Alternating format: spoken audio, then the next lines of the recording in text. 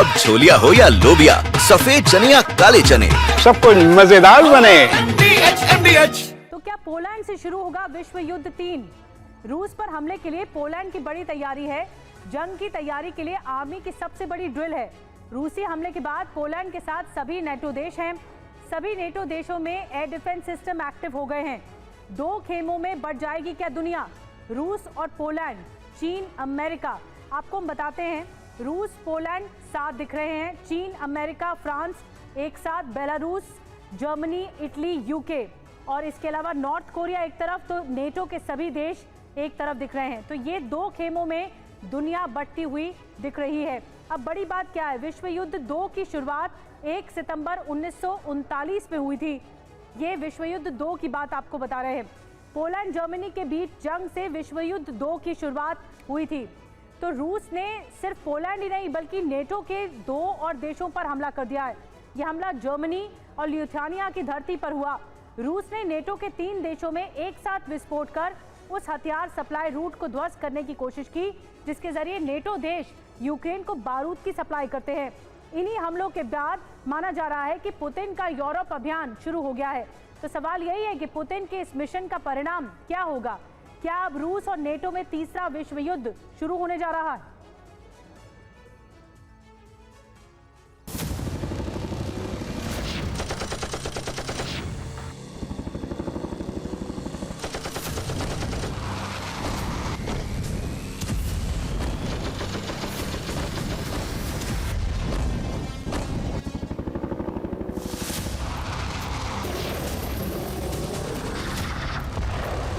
Ukraine युद्ध का विस्तार हो गया है।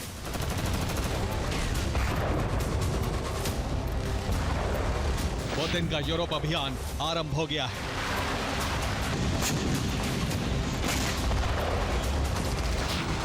पुतिन के इस मिशन के बाद यूरोप में तीसरा विश्व युद्ध शुरू होने का खतरा बढ़ गया है। पुतिन का ऑपरेशन यूरोप उस वक्त शुरू हो गया जब उनकी सेना ने यूरोप के 3 नए देशों पर एक साथ हमले कर दिए।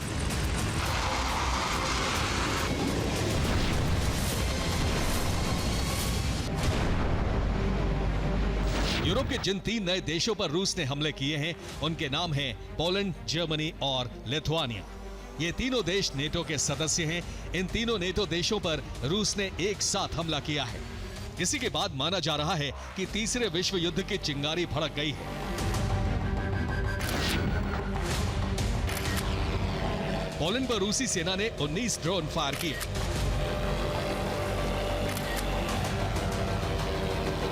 पोलैंड का दावा है कि उसने रूस के 6 ड्रोन को हवा में ही तबाह कर दिया, लेकिन 13 ड्रोन वॉर्सो समेत पोलैंड के कई शहरों में विस्फोट करने में सफल रहे।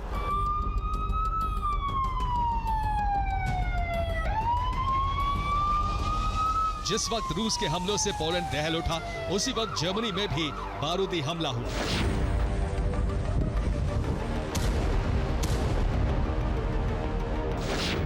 रिपोर्ट के मुताबिक रूस ने जर्मनी में नेटो के हथियार सप्लाई रूट पर ड्रोन अटैक किया।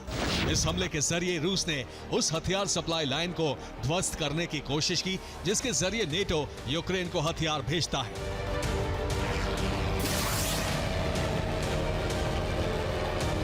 बात यही खत्म नहीं हुई। ये लिथुआनिया की तस्वीर है। लिथुआनिया की राजधानी विल्नियस में गैस लेकर जा रही ट्रेन में जबरदस्त ब्लास्ट हुआ। इसके बाद पूरी ट्रेन धू धू कर जल गई।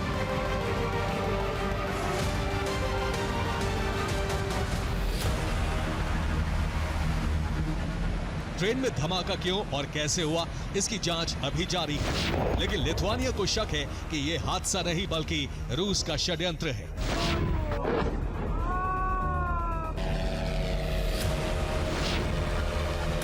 आशंका है कि रूस के ड्रोन हमले की वजह से ट्रेन तबाह हुई।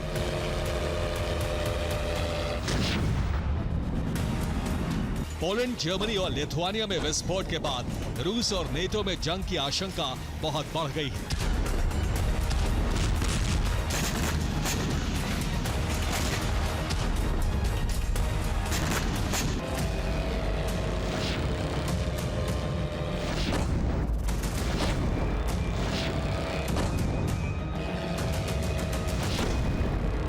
यूरोप हो या फिर यूक्रेन, रूसी सेना अब हथियार सप्लाई रूट को तबाह कर रही है।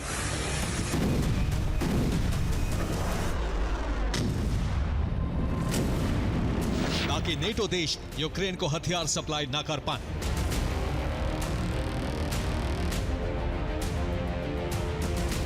हथियार सप्लाई ठप हुई तो यूक्रेन युद्ध में बहुत दिन तक नहीं टिक पाएगा।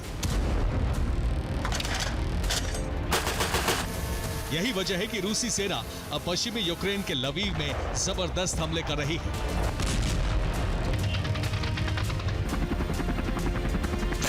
नेटो के हथियार पोलैंड रूट से लवीव में ही आते हैं। यही के हथियार गोदामों में रखे जाते हैं।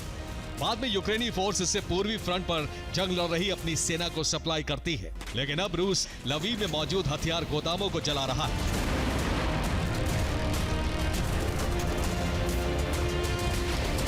जाहिर है अगर रूस यूक्रेन की सप्लाई लाइन को काटने में सफल रहा तो ज़ेलेंस्की को पुतिन के क्रोध से कोई नहीं बचा पाएगा।